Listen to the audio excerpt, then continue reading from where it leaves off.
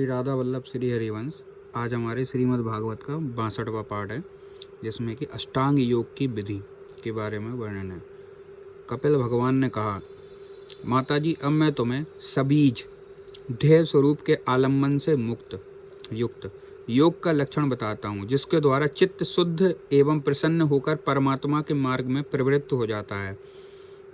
यथाशक्ति शास्त्र विहित स्वधर्म का पालन करना तथा शास्त्र विरुद्ध आचरण का परित्याग करना, प्रारब्ध के अनुसार जो कुछ मिल जाए उसी में संतुष्ट रहना, आत्मज्ञानियों के चरणों की पूजा करना, विषय वासनाओं को बढ़ाने वाले कर्मों से दूर रहना, संसार बंधन से छुड़ाने वाले धर्मों में प्रेम करना, पवित्र और परिमित भोजन करना, निरंतर एकांत और निर्भय स्थान में रहना, मन, वाणी और शरीर से किसी जीव को न सताना, सत्य बोलना, चोरी न करना, आवश्यकता से अधिक वस्तुओं का संग्रह न करना, ब्रह्मचर्य का पालन करना, तपस्या करना, धर्म पालन के लिए कष्ट सहना, बाहर भीतर से पवित्र रहना, शास्त्रों का अध्ययन करना, भगवान की पूजा करना, वाणी का संयम करना, उत्तम आसनों का अभ्यास करके स्थिरता पूर्वक बैठना, धीरे धीरे प्राणायाम के द्वारा श्वास को जीतना, इंद्रियों को मन के द्वारा विषयों से हटाकर अपने हृदय में ले जाना, मूलाधार आदि किसी भी एक केंद्र में मन के सहित प्राणों को स्थिर करना, निरंतर भगवान की लीलाओं का चिंतन और चित्त को समाहित करना, इनमें से तथा व्रत दानादि दूसरे साधनों से भी सावधानी के साथ प्राणों को जीतकर बुद्धि के द्वारा अपने कुमार्गगामी दुष्ट चित्त को धीरे धीरे एकाग्र करके परमात्मा के ध्यान में लगावे। पहले आसन को जीतें, फिर प्राणायाम के अभ्यास के लिए पवित्र देश में कुछ मृग चर्मादि से युक्त आसन बिछावे, उस पर शरीर को सीधा और स्थिर रखते हुए सुखपूर्वक बैठकर अभ्यास करें। आरंभ में पूरक, कुंभक और रेचक क्रम के अथवा इसके विपरीत रेचक, कुंभक और पूरक करके प्राण के मार्ग का शोधन करें, जिससे चित्त स्थिर और निश्चल हो जाए। जिस प्रकार वायु और अग्नि से तपाया हुआ सोना अपने मल को त्याग देता है, उसी प्रकार जो योगी प्राण वायु को जीत लेता है, उसका मन बहुत शीघ्र ही शुद्ध हो जाता है। अतः योगी को उचित कि प्राणायाम से बात पित्त आदि जनित दोषों को, धारणाओं से पापों को, प्रत्याहार से विषयों के संबंध को और ध्यान से भगवत विमुख करने वाले राग द्वेषादि दुर्गुणों को दूर करे। जब योग का अभ्यास करते करते चित्त निर्मल और एकाग्र हो जाए, तब नासिका के अग्रभाग में दृष्टि जमाकर इस प्रकार भगवान की मूर्ति का ध्यान करें। भगवान का मुख कमल आनंद से प्रफुल्लित है, नेत्र कमल कोश से समान रत्नारे हैं, शरीर नील कमल दल के समान श्याम है, हाथों में शंख चक्र और गदा धारण किए हैं, कमल की केसर के समान पीला रेशमी वस्त्र लहरा रहा है, वक्ष स्थल में श्री वत्स चिन्ह के और गले में कौस्तुभ मणि झिलमिला रही है, बनमाला चरणों तक लटकी हुई है, जिसके चारों ओर भौरे सुगंध से मतवाले होकर मधुर गुंजार कर रहे हैं। अंग प्रत्यंग में महामूल्य हार, कंकड़, किरीट, भुजबंद और नूपुर आदि आभूषण विराजमान हैं। कमर में करधनी की लड़ियाँ उसकी शोभा बढ़ा रही हैं। भक्तों के हृदय कमल ही उनके आसन हैं। उनका दर्शनीय श्याम सुंदर स्वरूप अत्यंत शांत एवं मन और नयनों को आनंदित करने वाला है। उनकी अति सुंदर किशोर अवस्था है। वे भक्तों पर कृपा करने के लिए आतुर हो रहे हैं। बड़ी मनोहर झांकी है। भगवान सदा संपूर्ण लोकों को वंदित हैं। उनका पवित्र यश परम कीर्तनीय है। वे राजा बलि आदि परम यशस्वियों के भी यश को बढ़ाने वाले हैं। इस प्रकार श्री नारायण देव का संपूर्ण अंगों के सहित तब तक ध्यान करें जब तक चित्त वहां से हटे नहीं। भगवान की लीलाएं बड़ी दर्शनीय हैं। अंततः अपनी रुचि के अनुसार खड़े हुए, चलते हुए, बैठे हुए, पौड़े हुए अथवा अंतर्यामी रूप से स्थित हुए उनके स्वरूप का विशुद्ध भाव युक्त से चिंतन करें। इस प्रकार योगी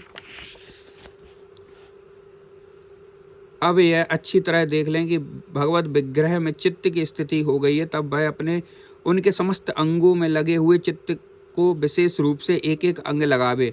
भगवान के चरण कमलों का ध्यान करना चाहिए। वे वज्र, अंकुश, ध्वजा और कमल के मंगलमय चिन्हों से युक्त हैं तथा अपने उभरे हुए लाल लाल शोभायमान नक्षत्र मंडल की चंद्रिका से ध्यान करने वालों के हृदय के अज्ञान रूप घोर अंधकार को दूर कर देते हैं।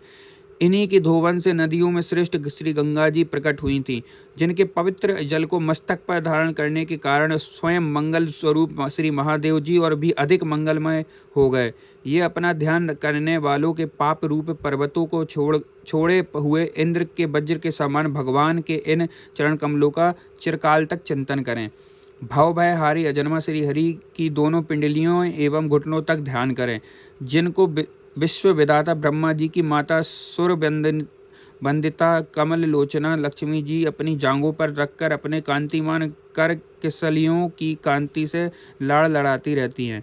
भगवान की जांघों का ध्यान करें और जो अलसी के फूल के समान नीलवर्ण और बल की निधि हैं तथा गरुण जी की पीठ पर शोभायमान है। भगवान के नितंब बिंब का ध्यान करें जो एड़ी तक लटके हुए पीताम्बर से ढका हुआ है और उस पीताम्बर के ऊपर पहने हुए स्वर्णमय करधनी की लड़ियों को आलिंगन कर रहा है। संपूर्ण लोकों के आश्रय स्थान भगवान के उदर देश में स्थित नाभि सरोवर का ध्यान करें। इसी में से ब्रह्मा जी का आधारभूत स्वर्ग सर्वलोकमय कमल प्रकट हुआ है।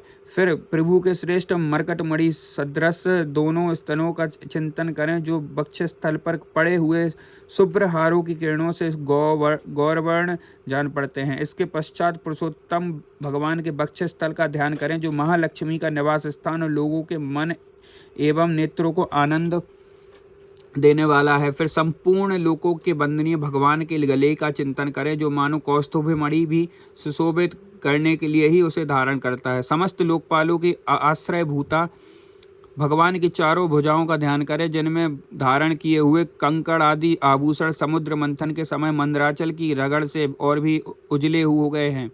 इस प्रकार जिसके तेज को सहन नहीं किया जा सकता उस सहस्त्र धारों वाले सुदर्शन चक्र तथा उनके कर कमल में राजहंस के समान विराजमान शंख का चिंतन करें। फिर विपक्षी वीरों के रुधिर से सनी हुई प्रभु की भारी कौमुद की गदा का भौरों के शब्द से गुंजायमान बनमाला का और उनके कंठ में सुशोभित संपूर्ण जीवों के निर्मल तत्व स्वरूप कौस्तुभी मणि का ध्यान करें।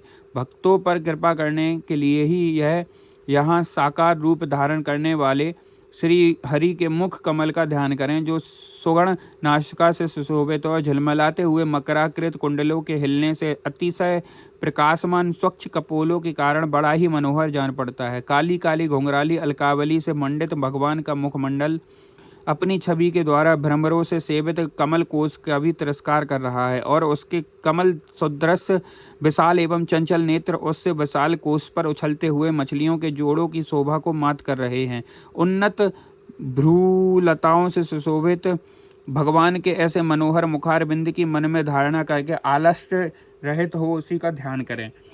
हृदय गुदा के चिरकाल तक भक्ति भाव से भगवान के नेत्रों के चितवन ध्यान करना चाहिए जो कृपा से और प्रेम भरी मुस्कान से क्षण क्षण अधिकाधिक बढ़ती है रहती है और विपुल प्रसाद की वर्षा करती रहती है और भक्तजनों के अत्यंत घोर तीनों तापों को शांत करने के लिए ही प्रकट हुई है। श्री हरि का हास्य प्रणत जनों के से तीव्र शोक के अश्रु सागर को सुखा देता है और अत्यंत उदार है। मुनियों के हित के लिए कामदेव को मोहित करने के लिए ही अपनी माया से श्री हरि ने अपने भूमंडल को बनाया है। उनका ध्यान करना चाहिए। अत्यंत प्रेमार्ध भाव से अपने हृदय में विराजमान श्री हरि के खिलखिलाकर हंसने का ध्यान करें जो वस्तुतः ध्यान के ही योग्य है तथा जिसमें ऊपर और नीचे की ओर दोनों होठों अत्यधिक अरुण कांति के कारण उनके कुंडल कली के सुभान शुभ्र छोटे छोटे दांतों पर ललिमा सी प्रतीत होने लगती है। इस प्रकार ध्यान में तन्मय होकर उनके सिवा किसी अन्य पदार्थ को न देखने की इच्छा करें। इस प्रकार ध्यान के अभ्यास से साधक का श्री हरि में प्रेम हो जाता है, उसका हृदय भक्ति से द्रवित हो जाता है और शरीर में आनंद आदि रेक के कारण रोमांच होने लगता है। उत्कंठा जनित प्रेमाश्रुओं की धारा से वह बार बार अपने शरीर को नहलाता है और फिर मछली पकड़ने के कांटे के समान श्री हरि को अपनी ओर आकर्षित करने के साधन रूप अपने चित्त को भी धीरे धीरे ध्येय युक्त वस्तु से हटा लेता है। जैसे तेल आदि कि चुक जाने पर दीप शिखा अपने कारण रूप तेजस तत्व को लीन हो जाती है, वैसे आश्रय विषय और राग से रहित होकर मन शांत ब्रह्माकार हो जाता है। इस अवस्था के प्राप्त होने पर जीव गुण प्रभाव रूप देहादि उपाधि के निवृत्त हो जाने के कारण ध्याता देह आदि विभाग से रहित एक अखंड परमात्मा को ही सर्वत्र अनुगत देखता है। योगाभ्यास से प्राप्त हुई चित्त की इस अविद्या रहित लय रूप निवृत्ति से अपनी सुख दुख रहित ब्रह्म रूप महिमा में स्थित होकर परमात्म तत्व का साक्षात्कार कर लेने पर वह योगी जिस सुख दुख के भोक्तव्य को पहले अज्ञान बस अपने स्वरूप को देखता था, उसे अब अविद्याकृत अहंकार में ही देखता है। जिस प्रकार मदरा के मद से मतवाले पुरुष को अपनी कमर पर लपेटे हुए वस्त्र के रहने या गिरने का कुछ भी सुधि नहीं रहती, उसी प्रकार चरमावस्था को प्राप्त हुए सिद्ध पुरुष को भी अपने देह के बैठने उठने अथवा देववश कहीं जाने या लौट आने के विषय में कुछ भी ज्ञान नहीं रहता, क्योंकि वह अपने परमानंदमय स्वरूप में स्थित है। उसका शरीर तो पूर्व जन्म के संस्कारों के अधीन है, अतः जब तक उसका आरंभक प्रारब्ध शेष है तब तक वह इंद्रियों के सहित जीवित रहता है, किंतु जिससे समाधि प्रयत्न योग की स्थिति प्राप्त हो गई है और जिसने परमात्म तत्व को भी भली भांति जान लिया है, वह सिद्ध पुरुष पुत्र कलत्राति के दो सहित इस शरीर को स्वप्न में प्रतीत होने वाले शरीरों के समान फिर स्वीकार नहीं करता, फिर उसमें अहंता ममता नहीं करता। जिस प्रकार अत्यंत स्नेह के कारण पुत्र और धनादि में भी साधारण जीवों को आत्मबुद्धि रहती है, किंतु थोड़ा सा विचार करने से ही वे अपने स्पष्टतया अलग दिखाई देते हैं, उसी प्रकार जिन्हें यह अपना आत्मा मान बैठा है, उन देहादि से भी उनका साक्षी पुरुष पृथक ही है। जिस प्रकार जलती हुई लकड़ी से, चिंगारी से, स्वयं अग्नि से ही प्रकट हुए धुएं से तथा अग्नि रूप मानी जाने वाली उस जलती हुई लकड़ी से भी अग्नि वास्तव में पृथक ही है, उसी प्रकार भूत इंद्रियों और अंतःकरण से उनका साक्षी आत्मा अलग है तथा जीव कहलाने वाले उस आत्मा से भी ब्रह्म भिन्न है और प्रकृति से उसके संचालन पुरुषोत्तम भिन्न है। जिस प्रकार देह दृष्टि से जरायुज, अंडज, स्वदेज और उद्रज चारों प्रकार के प्राणी पंचभूत मात्र हैं, उसी प्रकार इससे संपूर्ण जीवों में आत्मा को और आत्मा में संपूर्ण जीवों को अन्याय भाव से अनुगत देखें। जिस प्रकार एक ही अग्नि अपने पृथक पृथक आश्रयों में उनकी विभिन्नता के कारण भिन्न भिन्न आकार का दिखाई देती है, उसी प्रकार देव मनुष्यादि शरीरों में रहने वाला एक ही आत्मा अपने आश्रयों के गुण भेद के कारण भिन्न भिन्न प्रकार का भासता है। अंततः भगवान का भक्त जीव के स्वरूप को छिपा देने वाली कार्य कारण रूप से परिणाम को प्राप्त हुए भगवान की इस अचिंत्य शक्तिमय माया को भगवान की कृपा से ही जीतकर अपने वास्तविक स्वरूप ब्रह्म स्वरूप में स्थित होता है। श्री कृष्णाम चरण अस्तु।